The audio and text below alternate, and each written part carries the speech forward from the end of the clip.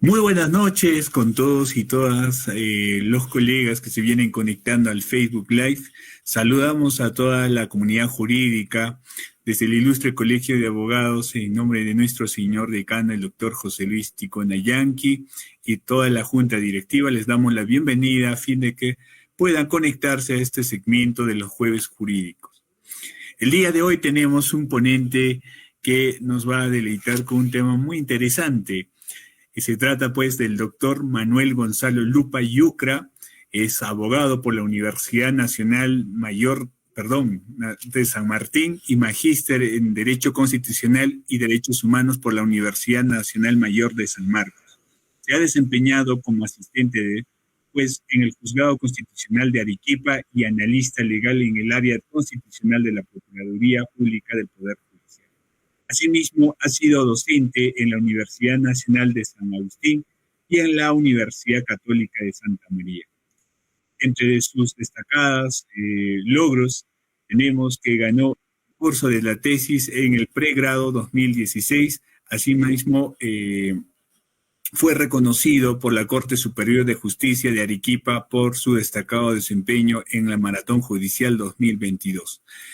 Bueno, cuenta con amplias publicaciones como en LP Derecho, Derecho y Cambio Social y en la serie de Diálogo de la Jurisprudencia en Gaceta Jurídica. El tema que nos viene a deleitar para toda la comunidad jurídica es el control de convencionalidad en el Perú y la teoría del margen de apreciación nacional. Bueno, le damos el pase a nuestro invitado y pueda proceder con su exposición. Adelante, doctor González. Bien, muy buenas noches con todos. En primer lugar, agradecer la invitación del Colegio de Abogados de Puno de permitir participar a diferentes profesionales que desean compartir algunas ideas o experiencias académicas en diferentes materias del derecho. Bueno, en esta ocasión, desde la experiencia que he podido recabar, tengo a bien presentarles un tema referido al control de convencionalidad en el Perú y la teoría del margen de apreciación nacional. Estamos hablando de una institución que, al menos desde estos últimos quizá 15 o 20 años, tiene una repercusión novedosa dentro de nuestro sistema jurídico y también dentro de los sistemas jurídicos latinoamericanos. Estamos hablando de la incidencia de normas internacionales, de tratados internacionales sobre el derecho interno. Cómo es que debe de realizarse esta comunicación de mecanismos o tribunales internacionales con el derecho interno. Esto no solamente es algo reciente, si bien es cierto, el tema de control de convencionalidad, y lo vamos a explicar ahora, tiene una data ya definida, al menos desde los años 2000, inicios de los años 2000, la intención, ¿no?, de que los tribunales internacionales o también los tratados internacionales tengan incidencia directa dentro de los sistemas jurídicos internos, parte ya desde años después de la Segunda Guerra Mundial, en donde se estableció, ¿no?, la necesidad de establecer, de crear mecanismos de respeto a los derechos humanos al margen de las decisiones que puedan tener los estados dentro de su jurisdicción interna. Estamos hablando, en primer lugar, de, como antecedente a esto, los juicios de Nuremberg, donde se estableció o se juzgó a los altos jerarcas nazis por crímenes de guerra, crímenes contra la humanidad, y posteriormente se emitieron y se formaron diferentes organizaciones internacionales. Estamos hablando, por un lado, de la Declaración Universal de los Derechos Humanos, estamos hablando también de la Organización de las Naciones Unidas, como instituciones y además, en cuanto a la primera como norma, que plantearon una pauta a seguir en cuanto a la protección internacional de los derechos humanos. Posteriormente ya se han establecido sistemas regionales de protección de derechos humanos, dentro del cual existe también el Sistema Interamericano de Protección de Derechos Humanos. También existe obviamente el Sistema Europeo y el Sistema Africano. Aparte también del Sistema Universal de Protección de Derechos Humanos, cuyo ente rector obviamente es la Organización de las Naciones Unidas. Bien, entonces estamos hablando de un marco de respeto a los derechos humanos que ha tenido incidencia después de la Segunda Guerra Mundial, y ya dentro de nuestro sistema interamericano de derechos humanos, del cual nosotros somos parte, se ha establecido diferentes instituciones novedosas que tienen un origen, muchos de ellos jurisprudencial, otros de interpretación de la Convención Americana de Derechos Humanos. Entre estos está aquí la institución del control de convencionalidad, y por otro lado, ya con una versión un poco más reciente, con un origen no latinoamericano, sí, un origen europeo, que es la teoría del margen de apreciación nacional, que es precisamente el tema del cual vamos a desarrollar el día de hoy, con un enfoque básicamente doméstico, es decir, hablar cómo es que el Perú está tomando en consideración, cómo está acogiendo nuestro país estas instituciones, con casos prácticos, y quizá plantear algunos aspectos puntuales o recomendaciones o críticas sobre esta aplicación del control de convencionalidad dentro de nuestro país. En primer lugar, vamos a empezar con algunos elementos teóricos. Cuando hablamos de control de convencionalidad, no es más que un mecanismo de comunicación, ¿no?, que existe entre los tribunales internacionales y la jurisdicción interna. Al menos desde el origen de la Corte Interamericana de Derechos Humanos, se estableció de alguna forma que existe la necesidad de que estos jueces hagan respetar, otorguen eficacia a las normas internacionales relacionadas a los derechos humanos. Pero no sé, al menos desde ese momento, se estableció un mecanismo de comunicación directo o un mecanismo obligatorio con los tribunales internos. Esta forma de comunicación o de eficacia directa que puedan tener las normas internacionales con los tribunales internos es un fenómeno jurisprudencial reciente, al menos desde los años 2000, que ha tenido un desarrollo progresivo. Aquí hemos mencionado también que esta institución otorga eficacia a las normas que forman parte del bloque de convencionalidad. Nosotros conocemos el concepto de bloque de constitucionalidad, que es el conjunto de disposiciones que complementan a la Constitución política en cuanto a los derechos fundamentales y a su parte orgánica. Y obviamente este bloque de constitucionalidad se tiene que enfocar o se tiene que tratar en base a mecanismos distintos de interpretación jurídica. No se aplican los mismos mecanismos de interpretación que se aplican a las normas ordinarias, a las normas que forman parte del bloque de constitucionalidad. Similar a este concepto, también se ha formado el concepto de bloque de convencionalidad, que son las disposiciones que complementan a la Convención Americana de Derechos Humanos. De hecho, que el tema de derechos humanos dentro del sistema interamericano no se agota en la Convención. Existe también jurisprudencia por parte de la Corte Interamericana. Tenemos el Pacto de Derechos Civiles y Políticos, el Pacto de Derechos Económicos, Sociales y Culturales, y obviamente las normas internacionales que desarrollan los derechos humanos. La Declaración Universal de Derechos Humanos, inclusive la Declaración Americana de Derechos Humanos, ¿no?, también son normas que forman parte del bloque de convencionalidad. Entonces, todo este conjunto de normas y disposiciones a través del control de convencionalidad tienen un mecanismo de eficacia dentro de las jurisdicciones internas de los estados partes de la Convención.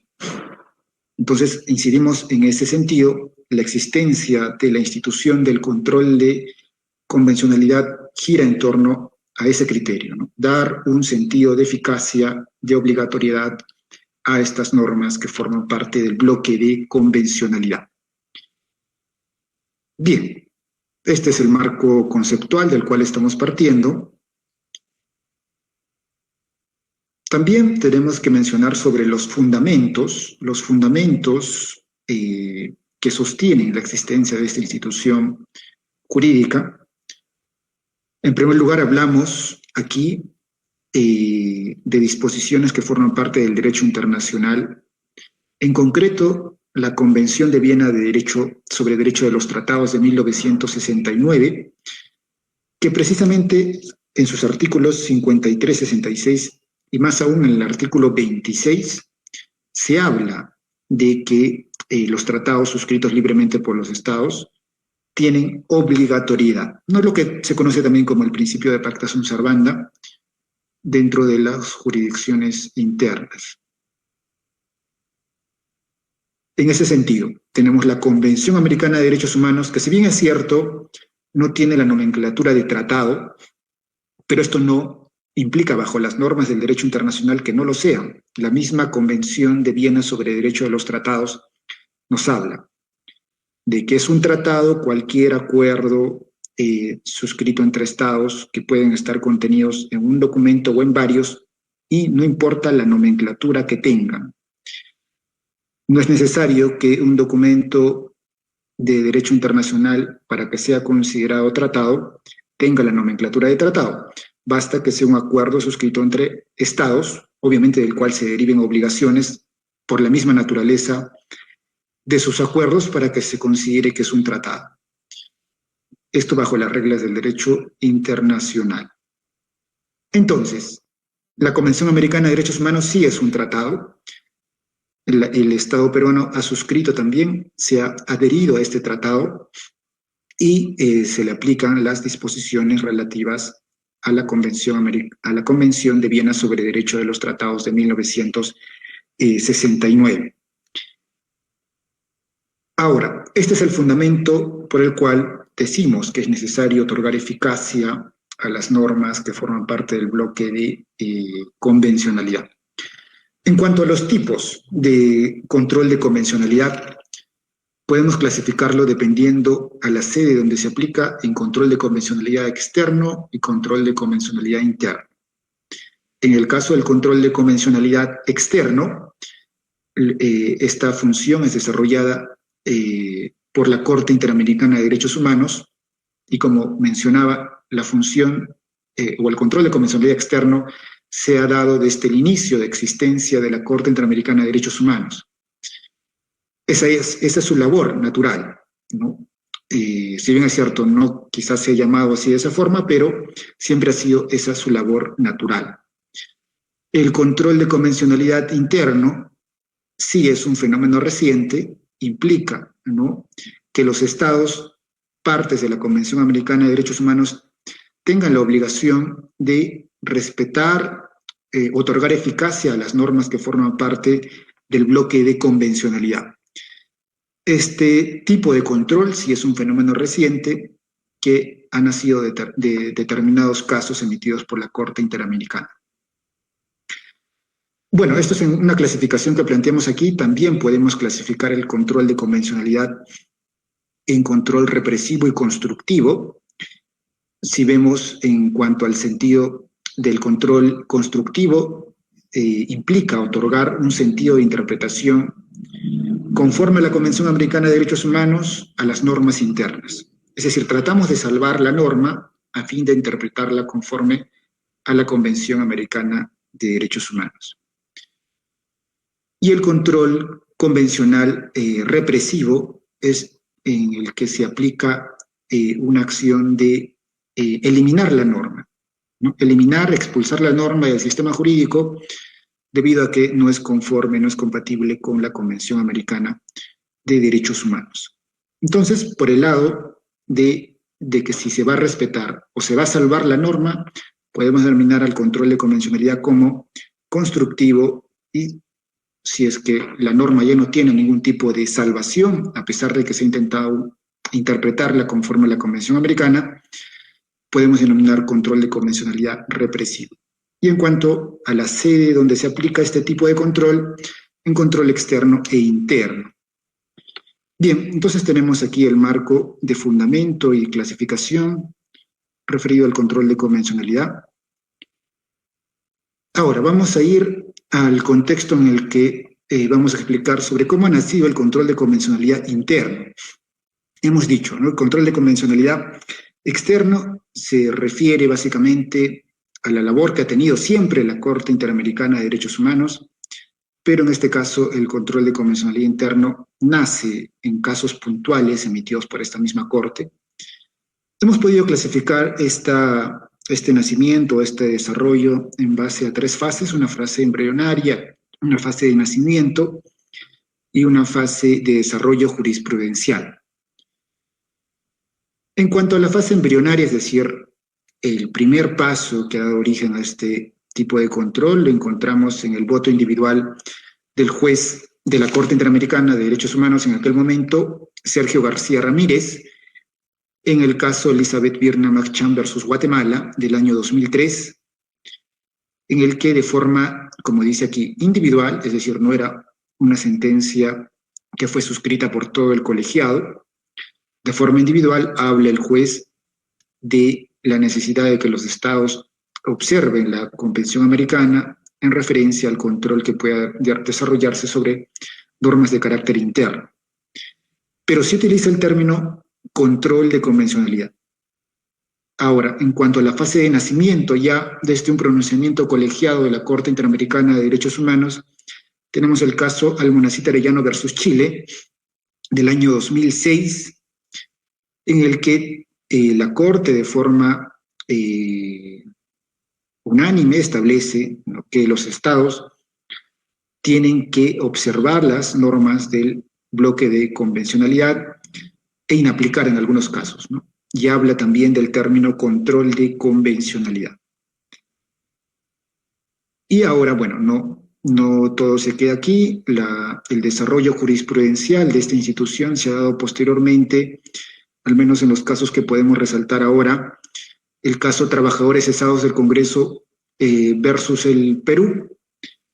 Se ha establecido que el control de convencionalidad debe ser desarrollado por los funcionarios públicos en el marco de sus atribuciones. Obviamente, ¿no?, dentro de la jurisdicción interna, dentro del Estado peruano, cada funcionario público tiene una labor o una competencia concreta, y dentro de esa competencia puede desarrollar el control de convencionalidad. No implica también, si es que se entiende de otra forma, de una forma equivocada, que un juez pueda asumir control de convencionalidad de un caso del cual naturalmente no es competente. Esa sí sería una interpretación equivocada. Tenemos también el caso Hellman versus Uruguay del año 2011, en el cual la Corte ha establecido que todo funcionario público de un Estado parte debe ejercer el control de convencionalidad. Bien, dentro de nuestro sistema jurídico peruano tenemos que hacer aquí un paréntesis, porque es cierto, dentro del Poder Judicial los jueces tienen la facultad de administrar justicia. No solamente existen tribunales o, bueno, jueces dentro del Poder Judicial, dentro de su jurisdicción, que administran justicia, también tenemos tribunales administrativos dentro del Poder Ejecutivo, tribunales como por ejemplo en el caso de Indecopi, tribunales de los organismos reguladores, OCINER, MIN, OCITRAN, entre otros, que también ejercen justicia, pero administrativa, obviamente, dentro de sus competencias. Y existe también, por otro lado, el precedente vinculante del caso Consorcio Requena, en el que se ha mencionado que los tribunales administrativos no tienen la facultad de ejercer control constitucional, ¿no? En ese caso se estableció que no tienen la facultad de ejercer control constitucional. Ahora, esto se dio más o menos en el año 2013. Tenemos esta sentencia del caso Hellman versus Uruguay, que menciona que todo funcionario público debe desarrollar control de convencionalidad. Existiría aquí, ¿no?, una contradicción en cuanto a facultades. Por un lado, dentro de la jurisdicción interna, que existe una sentencia que determina la imposibilidad de los tribunales administrativos de desarrollar control constitucional. Por otro lado, dentro del sistema interamericano, una sentencia que les dice que sí pueden desarrollar control de convencionalidad.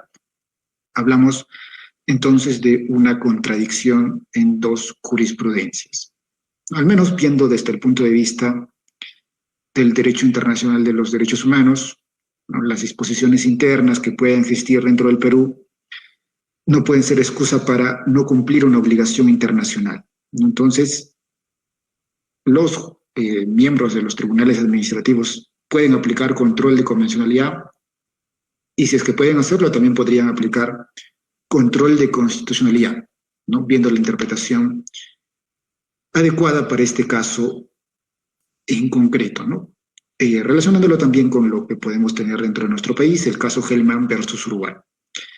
Tenemos también las opiniones consultivas 21-14 y la 22-16. En este caso, las opiniones consultivas refieren que no solamente las sentencias de la Corte Interamericana son objeto de parámetro de control del bloque de convencionalidad, ¿no? Sino también las opiniones consultivas, y tenemos que entender esto en tanto son dos actos o resoluciones que emite la Corte Interamericana en base a su función, por un lado contenciosa, obviamente que implica la resolución de casos donde hay un demandante y un demandado, y por otro lado su función no contenciosa, o mejor dicho, función consultiva, ¿no? Donde la Corte Interamericana absuelve dudas respecto a interpretaciones de la Convención. Entonces, no solamente las sentencias van a ser objeto de parámetro de control, sino también las opiniones consultivas. Entonces, en este caso, la fase de desarrollo jurisprudencial complementa la institución del control de convencionalidad, dándole más herramientas, ¿no? Para poder entender o comprender esta institución. Bien, hemos dado entonces un marco teórico también de tipos y de desarrollo del control de convencionalidad. Vamos a hablar ahora sobre cómo esta institución ha aterrizado en el Perú, no solamente a partir de la emisión del caso Almonacid de Arellano versus Chile del año 2006, sino tenemos que irnos mucho más antes en la historia, viendo este caso que es importante y emblemático, que es el caso Barrios Altos, y el contexto fáctico ha sucedido de la siguiente forma. Estamos hablando de ejecuciones extrajudiciales que cometieron miembros del Grupo Colina, obviamente dentro de la dictadura de Alberto Fujimori, miembros del Grupo Colina que en el mes de noviembre del año 1991 incidieron en la localidad de Barrios Altos, como el objetivo, bueno, para ellos de eliminar miembros del Partido Sendero Luminoso. No obstante, las ejecuciones extrajudiciales se cometieron contra personas que no tenían relación con el Partido Sendero Luminoso e inclusive también había menores de edad. Este acto de ejecución extrajudicial, al menos durante bastantes años, no pudo ser objeto de investigación por trabas también del Congreso y entre otros funcionarios públicos, pero es recién en el año 1995 donde una fiscal, Ana Cecilia Magallanes, determina y logra iniciar una investigación sobre estos hechos en contra de miembros del ejército del Grupo Colina, y también se presentó esta investigación, esta denuncia ante la jueza Antonia Saficuray a fin de que inicie, ¿no?, el proceso penal pertinente. A lo largo de este proceso ocurrió lo siguiente, que se promulgó por parte del Congreso una ley de amnistía, que es la ley 26497, que resolvía otorgar amnistía o eliminar la responsabilidad penal de todos los miembros del Grupo Colina que hayan podido cometer en cuanto a sus objetivos o haber cometido actos en contra de determinados ciudadanos que hayan vulnerado derechos fundamentales, les elimina la responsabilidad penal. Esta norma fue objeto precisamente de control de convencionalidad por parte de la jueza Antonia Saquicurray, resolviendo inaplicar la norma en tanto vulneraba obligaciones internacionales contenidas en la Convención Americana de Derechos Humanos relativas, ¿no?, a la obligación de investigar actos vinculados a la violación de derechos humanos. Tenemos aquí entonces a un antecedente importante en cuanto al tema de control de convencionalidad. Si bien es cierto, quizá no se utilizó ese término de forma taxativa, sí en la práctica es un mecanismo de ejercicio de control de convencionalidad, ¿no? Y estamos hablando de un caso del año 1995, el tema o el caso Almonacid Arellano es del año 2006, mucho antes del pronunciamiento de la Corte Interamericana sobre el control de convencionalidad. Tenemos también ya una data posterior, el caso Portilla Guarniz en el año 2015, ya con el desarrollo más claro, más específico del tema del control de convencionalidad, después del caso Mirna Maccham versus Guatemala y Almonacid Arellano versus Chile. El contexto fáctico de este caso, Portilla Guarniz, se desarrolla conforme a lo siguiente, ¿no? Hablamos de un trabajador, un funcionario público en La Libertad, que estuvo bajo contrato de locación de servicios, después bajo un contrato CAS, no le renuevan el contrato CAS, el trabajador presenta una demanda de reposición y de desnaturalización laboral el día 30 de marzo del 2015.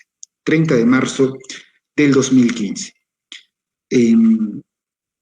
Esta demanda sostiene el accionante que merece la reposición laboral debido a que los contratos se han desnaturalizado.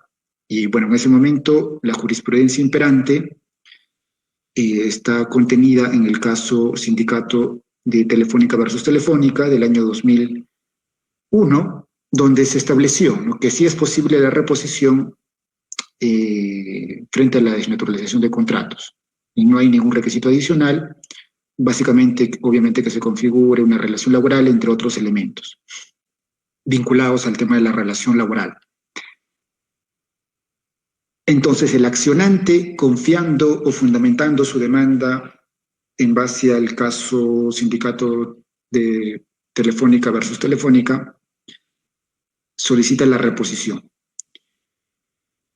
Posteriormente, en el año, también el mismo año, 2015, en el mes de junio, se emite la sentencia del caso 5057-2013 PA, proceso de amparo, conocido muy ampliamente como el caso Huatuco.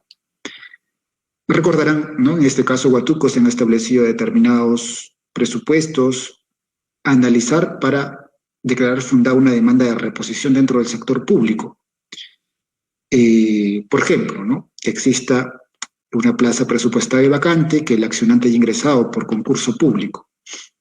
Entonces, dentro del sector público, no basta que se haya desnaturalizado un contrato, sino también que el accionante haya ingresado por concurso público a una plaza presupuestada y vacante.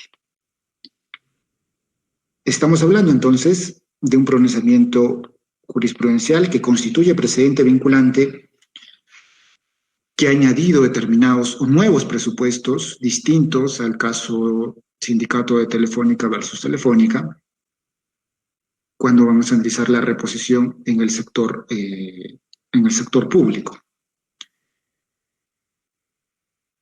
Entonces, es un cambio brusco, se desprende un cambio brusco en la posición jurisprudencial. Un aspecto adicional de este caso que estaba olvidando es que menciona que las reglas o presupuestos que constituyen parte del precedente vinculante son de aplicación inmediata a los casos en trámite. Entonces recordaremos, ¿no?, el demandante Portilla Guarniz presentó una demanda el 30 de marzo del 2015, era un caso en trámite, el precedente Huatuco se emitió en junio del 2015, bueno, al menos en primera instancia no se había resuelto la demanda del señor Portilla Guarniz, y, según el presidente Huatuco, tenía que aplicarse a este caso en trámite. No obstante, el juez mixto de la Libertad, Félix Ramírez Sánchez, en su sentencia de primera instancia, al resolver este caso, resuelve inaplicar el precedente Huatuco porque vulnera el artículo 8.1 de la Convención Americana de Derechos Humanos. Este artículo 8.1 de la Convención habla del tema del debido proceso, ¿no? El derecho que tiene todo ciudadano de que sea oído bajo determinadas garantías. Obviamente dentro de esto está la motivación. Lo que se observó aquí por parte del juez de la Libertad es lo siguiente: en el precedente Huatuco, si bien es cierto, se establecen nuevos presupuestos para analizar la reposición en el sector público, pero al resolver que estos presupuestos tienen que aplicarse a casos en trámite, no motivó por qué. Existe la parte resolutiva, pero no la parte considerativa.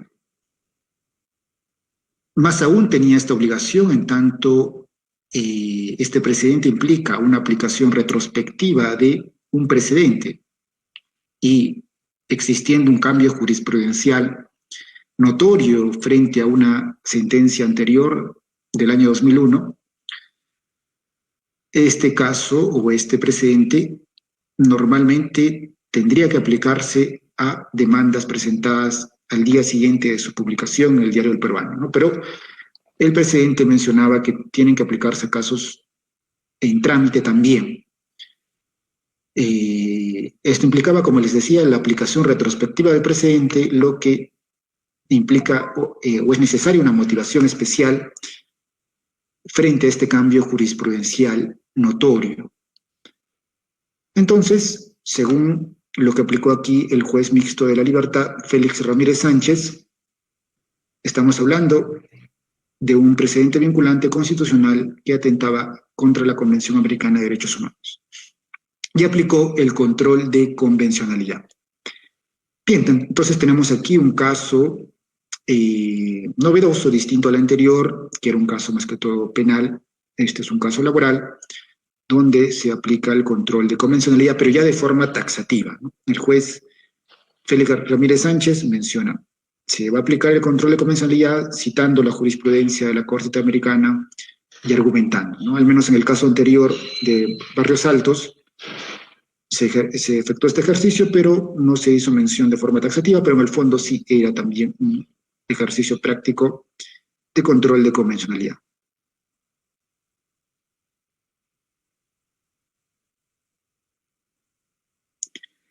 Bien, tenemos este siguiente caso, el caso anticonceptivo oral de emergencia, que también su nombre técnico es levonorgestrel. Los hechos son los siguientes. Estamos hablando, en primer lugar, de la emisión de una sentencia por parte del Tribunal Constitucional Peruano en el año 2009, en el expediente 2005-2009 PA, en el cual se discutió de forma amplia en qué momento se inicia la vida humana.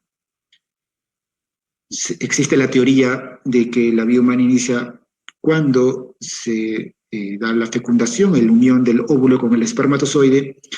La vida humana se inicia en cuanto a la teoría de la anidación, cuando este óvulo fecundado se implanta en el útero de la mujer, y finalmente de que la vida humana se inicia cuando se ha configurado un sistema nervioso dentro del feto.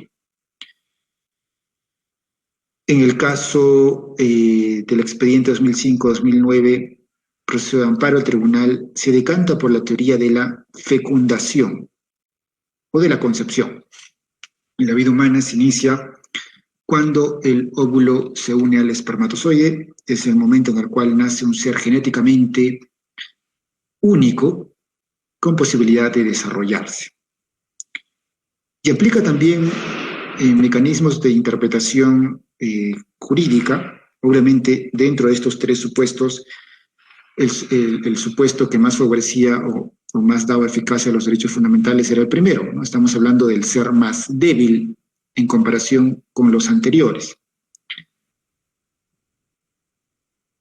Esto en el contexto de la sentencia dada en el año 2009.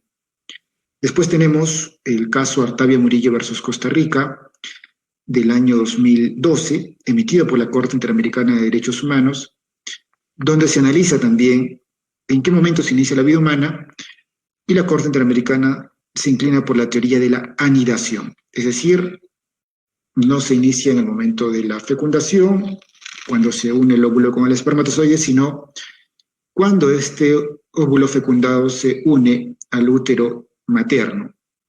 Obviamente estas dos fases no se dan en el mismo momento, existe más o menos 2 semanas de intervalo, por eso la diferencia, ¿no? No son etapas o fases que se dan de forma instantánea. Entonces, por ese lado, hay un pronunciamiento distinto de la Corte Interamericana de Derechos Humanos en el caso Artavia Murillo versus Costa Rica. A raíz de esto, en el Perú se presenta una demanda de amparo en contra del Ministerio de Salud a fin de que se disponga que se distribuya de forma gratuita el anticonceptivo oral de emergencia, ¿no? Esta pastilla, el levonorgestrel, que impide que el óvulo fecundado se anide en el útero de la mujer. Si bien es cierto, no destruye el óvulo fecundado, pero impide su implantación. Lo que en buena cuenta va a generar, ¿no?, que este óvulo muera, ¿no?, ya no tenga mayor posibilidad de continuar sus etapas genéticas. Pero no incide directamente en el óvulo, sino en su posibilidad de implantación en el útero de la mujer. Ya en la sentencia del año 2009, el tribunal había mencionado que esta pastilla es abortiva y no debe distribuirse gratuitamente. Con esta demanda nueva del año 2015, se pretende que esta pastilla se distribuya gratuitamente a raíz del caso Artavia Murillo versus Costa Rica. Y lo que hace el Juzgado Constitucional de Lima, declara fundada la demanda en tanto existe un pronunciamiento expreso por parte de la Corte Interamericana referido a que la vida humana empieza al momento de la implantación del óvulo en el útero de la mujer. Bien, tenemos aquí entonces otro ejercicio de control de convencionalidad en un proceso de amparo, en un caso vinculado a la pastilla del día siguiente.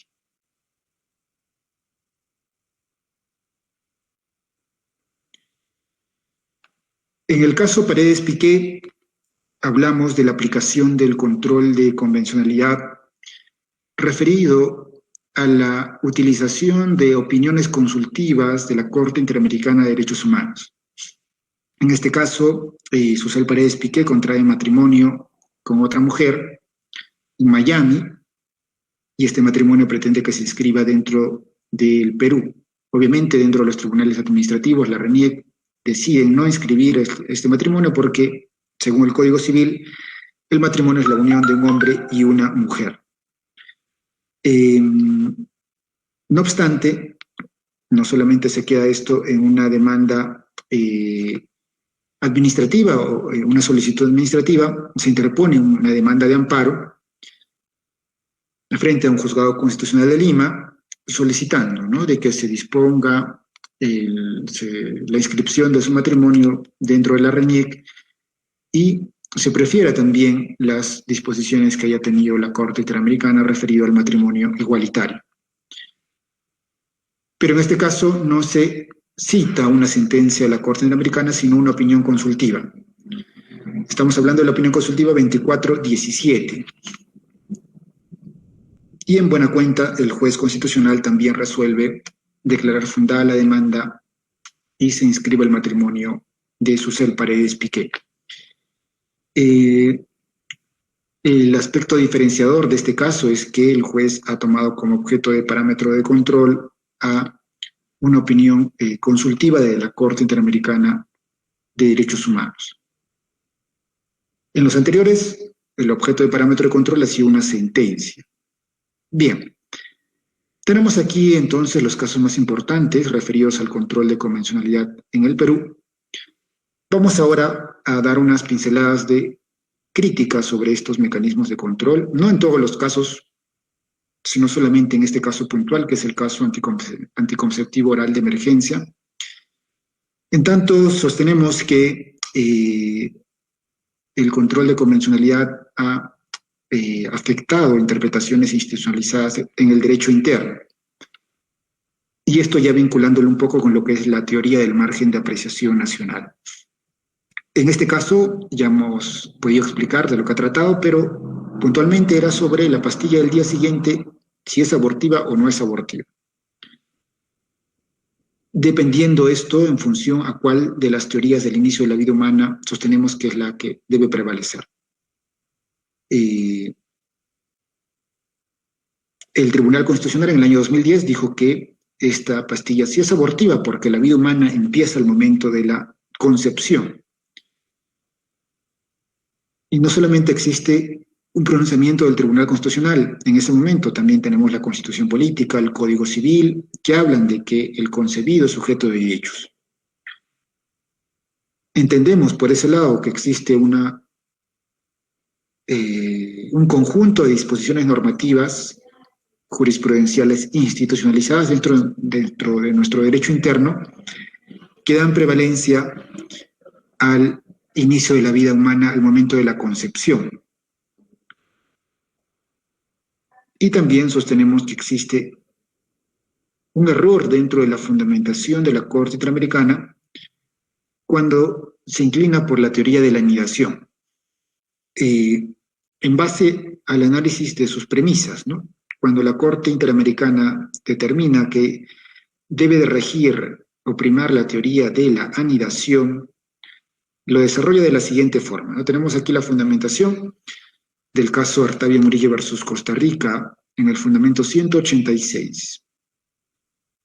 Menciona, dice, no obstante lo anterior, la Corte considera que es procedente definir, de acuerdo a la Convención Americana, cómo debe interpretarse el término concepción.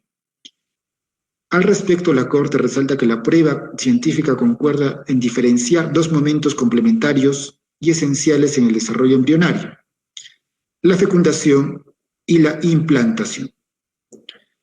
El tribunal observa que solo al cumplirse el segundo momento se cierra el ciclo que permite entender que existe la concepción, teniendo en cuenta la prueba científica presentada por las partes. En el presente caso, el tribunal constata que si bien al ser fecundado el óvulo se da paso a una célula diferente y con la información genética suficiente para el posible desarrollo de un ser humano, lo cierto es que si dicho embrión no se implanta en el cuerpo de la mujer, sus posibilidades de desarrollo son nulas. Si un embrión nunca logra implantarse en el útero, no podría desarrollarse, pues no recibiría los nutrientes necesarios ni estaría en un ambiente adecuado para su desarrollo. Bien, vemos aquí la argumentación de la Corte Interamericana de Derechos Humanos. Frente a esta argumentación podemos desarrollar la siguiente crítica.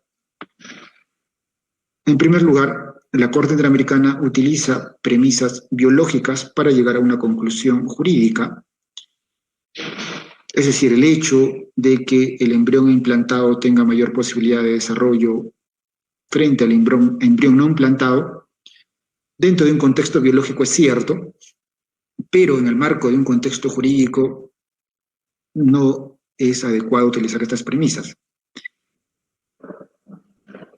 El Tribunal Constitucional en el año 2010 desarrolló este problema utilizando instrumentos o principios jurídicos como el de pro homine y el de pro debilis, que es una parte también esencial del principio pro homine. Entonces, aquí sostenemos una crítica en la argumentación de la Corte Interamericana cuando se decanta por la teoría de la implantación, donde no existe ningún principio o argumento jurídico para poder desarrollar este problema, a lo que se conoce como falacia naturalista, ¿no? Concluir de forma jurídica utilizando premisas biológicas, y lo que también sostenemos que no ha sido adecuado aplicar un control de convencionalidad en este caso. Y es así como, a raíz de esta crítica, sostenemos que Es posible también recurrir a la teoría del margen de apreciación nacional.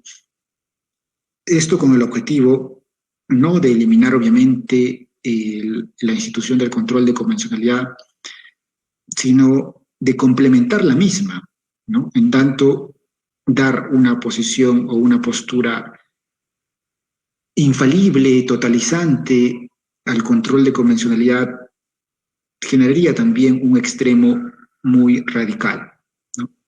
El objetivo de la teoría del margen de apreciación nacional es dar una postura intermedia dentro de las fuerzas que puedan tener los tribunales internacionales y los tribunales nacionales, obviamente bajo determinados presupuestos.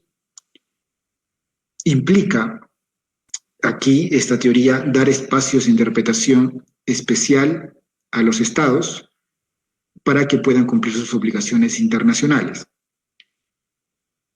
Es, en otras palabras, también una técnica de interpretación, ¿no?, que se pueda dar a los estados en referencia a la interpretación que pueden hacer del bloque de convencionalidad. El objetivo también es que se respete lo que se llama también la identidad constitucional.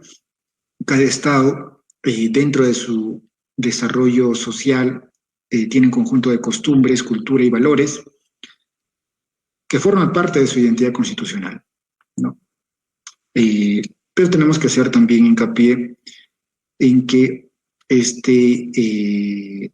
esta posibilidad de dar un margen de apreciación a los estados no va a tener repercusión en casos donde exista manifiesta vulneración a derechos humanos. Por ejemplo, cuando está de por medio el derecho a la vida, a la integridad personal, en el caso que hemos desarrollado, Barrios Altos, obviamente esta sí era una vulneración manifiesta de los derechos humanos, pero en el caso que hemos criticado, el tema del anticonceptivo oral de emergencia, sostenemos que aquí se pudo dar cabida a una interpretación doméstica, interna, de la Convención Americana o de la jurisprudencia de la Corte Interamericana para aplicar la teoría del margen de apreciación nacional. Bien, esta institución procesal tiene un origen europeo dentro del sistema europeo de protección de derechos humanos. No obstante, dentro del sistema interamericano encontramos pronunciamientos de la Corte Interamericana, en el caso Cabrera García y Montiel versus México, con un voto singular del doctor Eduardo Ferrer MacGregor, donde se habla, ¿no? Al momento de interpretar la Convención Americana, es posible también aplicar una teoría del margen de apreciación nacional. En la opinión consultiva 484 se menciona, ¿no?, que determinados aspectos, como en este caso la propuesta de reforma constitucional vinculada al procedimiento de obtención de una nacionalidad, debe ser dejado a los estados bajo su libre determinación conforme a su identidad constitucional. No puede implantarse en este caso una forma única de obtención de la nacionalidad, no a menos que exista una vulneración manifiesta a los derechos humanos. Obviamente también el tema, por ejemplo, de la estructura del poder legislativo. Si acaso el poder legislativo debe ser de una sola cámara o de dos, no implica la necesidad de establecer una regla común y obligatoria para todos. Es posible que dentro de la identidad constitucional de cada estado se determine, ¿no?, cuál es lo mejor dentro de sus posibilidades económicas o dentro de sus creencias o de su identidad cultural o constitucional. Entonces tenemos también un desarrollo jurisprudencial, si bien es cierto, no es amplio, pero hay algunos casos puntuales que hemos podido mencionar. Bien, ya antes de concluir también, quiero hablar un poco de este caso, que es el caso Fujimori, vinculando el tema de control de convencionalidad con lo que es teoría de margen de apreciación. Recordaremos, ¿no?, el caso Fujimori tuvo relevancia en cuanto al indulto que dio Pedro Pablo Kuczynski en su momento. Este indulto fue objeto de una decisión judicial por parte del juez supremo Hugo Núñez Julca, juez de investigación preparatoria, referido a que este indulto no podía aplicarse, ¿no? Y se aplica aquí también el control de convencionalidad. Ahora, tenemos otra demanda, un habeas corpus presentado por un ciudadano en favor de Alberto Fujimori, solicitando la libertad, ¿no? Esto se tramitó en el Tribunal Constitucional en última instancia, declarando fundada la demanda. Posteriormente existió pronunciamientos expresos de la Corte Interamericana de Derechos Humanos refiriendo a que no puede liberarse Alberto Fujimori debido a la existencia de unas medidas de protección, o mejor dicho, de cumplimiento de sentencias en el caso de Barrios Altos y La Cantuta. Estas medidas, bueno, o estas disposiciones de cumplimiento de sentencia implicaban que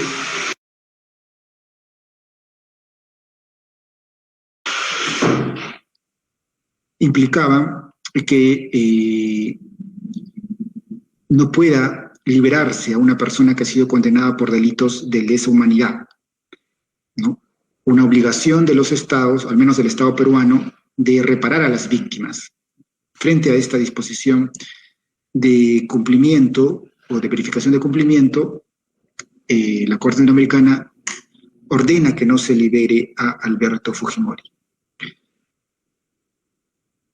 La historia no termina ahí, tenemos después solicitudes de aclaración de sentencia y después de reposición que el Tribunal Constitucional ha resuelto. En este caso tenemos la resolución que resolvió la reposición, donde el Tribunal Constitucional se menciona de forma precisa si va a acatar o no la disposición de no liberar a Fujimori emitida por la Corte Interamericana de Derechos Humanos. En el fundamento 20 se menciona lo siguiente, ¿no? En el presente caso, mediante auto de fecha 21 de noviembre de 2023, este Tribunal Constitucional dispuso declarar la improcedencia de los pedidos de aclaración presentados por el Procurador del Poder Judicial y la defensa del favorecido. Asimismo, se ordenó que se remitan los actuados al juez de ejecución a fin de que proceda conforme a sus atribuciones. No recordaremos que el tribunal en ese momento dispuso que el juez de ejecución, que era un juez de Ica, cumpla lo dispuesto por el Tribunal Constitucional, que es la liberación de Alberto Fujimori. El juez de Ica no cumple esta disposición y devuelve el expediente otra vez al Tribunal Constitucional. Ahora, el Tribunal Constitucional menciona, en estricta observancia de las normas procesales y sustantivas de los procesos constitucionales, no correspondía en esa etapa pronunciarse sobre la resolución de la Corte Interamericana de Derechos Humanos, ya que esta Corte no ha sido parte en el proceso. Tu resolución fue posterior a la publicación de la sentencia, ni tampoco era una decisión dirigida a este tribunal. Entonces aquí vemos que en el fondo lo que está argumentando el Tribunal Constitucional es precisamente un mecanismo de interpretación para alejarse y no cumplir lo que ha dicho la Corte Interamericana de Derechos Humanos. Es en el fondo la teoría del margen de apreciación. No lo llama así, pero los argumentos se refieren a ello. No obstante, hemos mencionado, ¿no?, que la teoría del margen de apreciación nacional no puede aplicarse frente a graves vulneraciones de derechos humanos. En el caso de Barrios Altos y La Cantuta, se ha observado la violación a derecho a la vida, al derecho a la integridad personal, crímenes de lesa humanidad. Frente a esa circunstancia, no correspondía inacatar una resolución emitida por la Corte Interamericana de Derechos Humanos. Más aún, el Tribunal Constitucional menciona que la Corte no ha sido parte en el expediente. Implicaría, ¿no?, que el tribunal está utilizando mecanismos o normas internas para poder no aplicar una disposición de derecho internacional, lo que la Convención de Viena sobre Derecho de los Tratados no permite. Bueno, el fundamento 27 y 28 lo tenemos aquí también, y menciona también el Tribunal Constitucional de que la Corte Interamericana no está actuando conforme a sus facultades si es que un Estado no cumple una disposición o una sentencia de la Corte Interamericana. Lo único que le queda es informar esto a la Organización de Estados Americanos. pero no ordenar a un tribunal nacional a no ejecutar o no cumplir una sentencia. Y esto es lo que el Tribunal Constitucional delimita, en pocas palabras, la competencia que pueda tener la Corte Interamericana. Y la misma Corte responde a esto, a que no puede un tribunal constitucional interno establecer o delimitar las competencias de la Corte Interamericana. Se estaba actuando en base a un cumplimiento de supervisión de sentencias en los casos Barrios Altos y La Cantuta. No se estaba actuando fuera de un marco legal que no pueda estar dentro de la Convención Americana de Derechos Humanos. Bueno, esto es lo que razona el Tribunal Constitucional. En el fondo, es una aplicación de la teoría del margen de apreciación, quizá de una forma equivocada. Se declara fundada la reposición y se ordena que se libere a Alberto Fujimori y llama severamente la atención al juez penal de Ica, en tanto no cumplió adecuadamente con sus funciones. Y bueno, en este caso dejamos en claro de que no es saludable interpretar de forma inadecuada la teoría del margen de apreciación, solamente en algunos casos puntuales que no impliquen vulneración manifiesta de derechos humanos tan importantes como el derecho a la vida o la integridad personal. Bien, en general hemos podido explicar sobre esta institución del derecho internacional, vinculándolo también con casos prácticos y un caso reciente que es el de Alberto Fujimori. Bien, agradecido por la atención, quizá haya preguntas o comentarios. Bueno, estamos en la parte final de nuestro segmento de los jueves jurídicos, agradeciendo una vez más al doctor Manuel Lupa, quien estuvo presente en nuestro espacio de los jueves jurídicos. Bueno, estando también a la visita de las redes sociales, a ver, estamos a la vista tenemos, 40 conectados, que estoy muy seguro si hay preguntas, podemos lanzar en la cajita de comentarios, ¿no? A ver, de antemano agradecemos a nuestro invitado, al doctor Manuel Lupa, quien estuvo acompañándonos el día de hoy. Bueno, trayendo justamente a colación el tema del control de convencionalidad en el Perú y la teoría del margen de apreciación nacional. A ver, muy bien, creo que no tenemos preguntas por el momento, pero sí en el caso de que hubiese internamente las preguntas, pues vamos a hacer llegar a nuestro ponente, ¿no? Con ustedes, el doctor Manuel Gonzalo Lupa, estuvo aquí en nuestro jueves jurídico. En nombre de nuestro señor decano, el doctor José Luis Ticona Yanqui, la Junta Directiva, agradecemos y felicitamos por su participación y reconoceremos también bajo una resolución correspondiente. Bueno, invitamos también a nuestros colegas del Ilustre Colegio de Abogados de Puno y toda la comunidad jurídica a conectarse como todos los jueves a partir de las 7 de la noche en este segmento de los jueves jurídicos. Bueno, sin más que decir, una vez más agradecemos a nuestro ponente y nos estamos retirando. Hasta la próxima. Tupananchiskama. Gracias a todos.